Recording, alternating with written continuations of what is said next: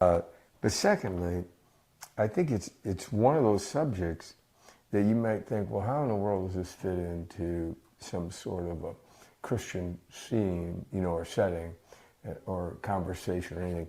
I can't find anything it doesn't fit. But this one is particularly profitable today because people are in this turmoil over how do I educate my child, what has happened to my child that's been educated, all of that. Yeah. And in the end, I'm going to try to make the argument that you really are combating two things. One's a secular problem we have, meaning a cultural, secular issue. Okay. Now you might say to me, well, Bill, that's the same thing as a devilish issue.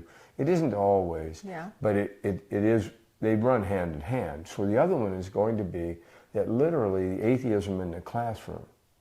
I mean, I'm not talking about covert, I'm talking about overt. Atheism in the classroom, which is really what I'm going to get to in this. Interesting. But both of those things, if you said to me, why didn't you say it that way?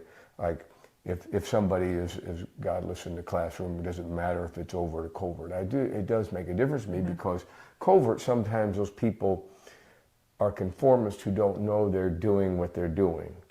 Where the other guy, as we'll see with Boris Zivkovich, you'll see that they're just on a rampage just to ruin education in the name of atheism, moving forward. They don't care about education, they care about atheism. And I'll show you how that works. So, for example, as we've been doing on all of these in this section on the website, is we're actually going to quote atheists about this, and we'll bounce off of that. So a lot of the quotes that we'll read, all of the quotes that we'll read will be by atheists, right?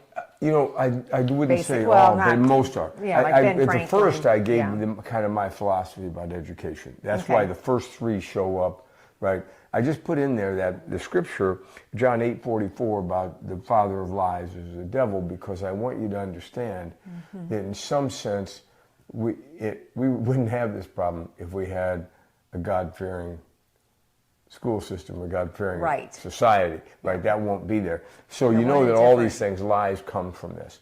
It's just that when you see the overt lying that goes on in this subject, you ought to be alarmed and up in arms. And somehow we haven't been, okay? Okay. So if you can keep that in mind, let me read you example A.